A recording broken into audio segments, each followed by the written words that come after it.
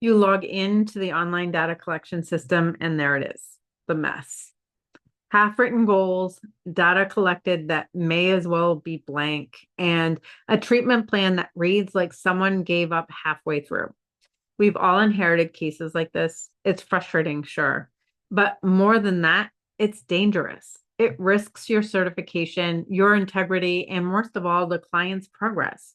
I'm Amelia BCBA and co-founder of Master ABA. And if you've ever looked at a case and thought, what exactly were they trying to do here?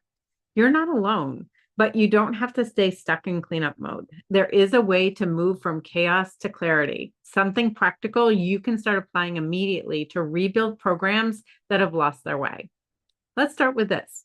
The presence of data doesn't mean progress. Just because a graph exists doesn't mean it's telling a story that matters.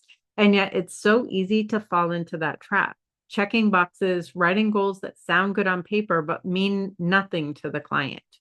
If I took over a case from a BCBA expecting the usual cleanup to make sure the programs aligned with my values and style, what I found was a ghost town. No real goals, no meaningful data, and a family on the edge of burnout. His mom said all he learned is to sit at the table. And to be fair, even that wasn't consistent. Here's what changed everything. I stopped trying to salvage what was there and started rebuilding from the ground up. I went back to something we all learned in school, but rarely revisit after we pass the exam. And that's the 7 dimensions of ABA. Not as a formality, but as a tool I could actually use. I treated them like an audit framework, not a checklist. That's when things started to click. Let's walk through some of the most overlooked dimensions and how they show up in the real world. The first one is technological. So ask yourself, could someone else run this plan if I disappeared tomorrow? If the answer is no, the plan isn't technological. Take something like this. Maybe you have used least to most prompting. This sounds decent, right? It's better than nothing. But when a new RBT walks in, what does that actually look like in practice? How long do they wait before prompting? What counts as a correct response? When do they fade prompts?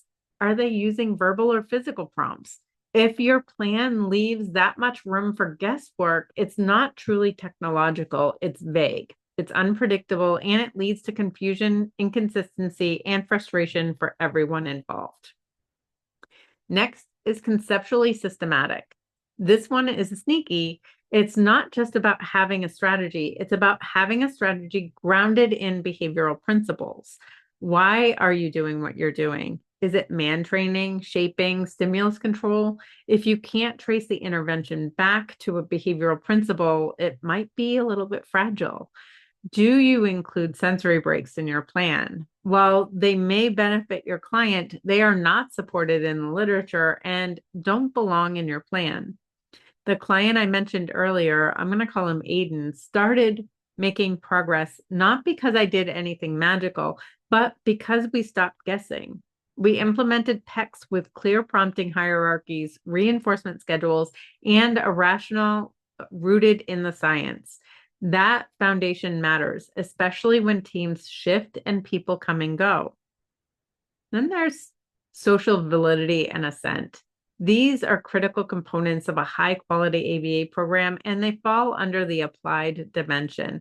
These are why behind what we're doing. But we often fall back on writing programs aligned with the assessments that we use rather than focusing on what's most meaningful for the family and child. So ask yourself, is what you're doing actually meaningful? Does the client want to participate? Would the family choose this goal if we stripped away the jargon? And think about it.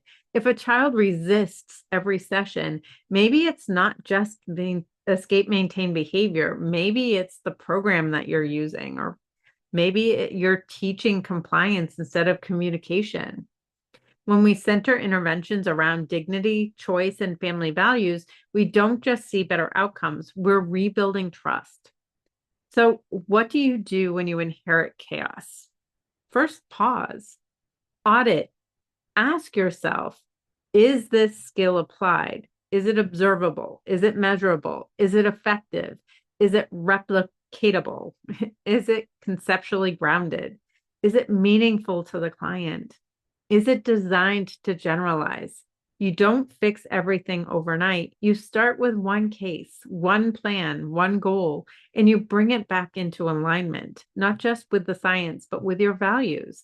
At Master ABA, we built a community, the dojo, for behavior analysts who are done with checkbox ABA. We're a movement of clinicians who want to bring integrity back into our practices, one dimension at a time. If that's you, we'd love to have you inside the dojo. You'll see the link in the description below.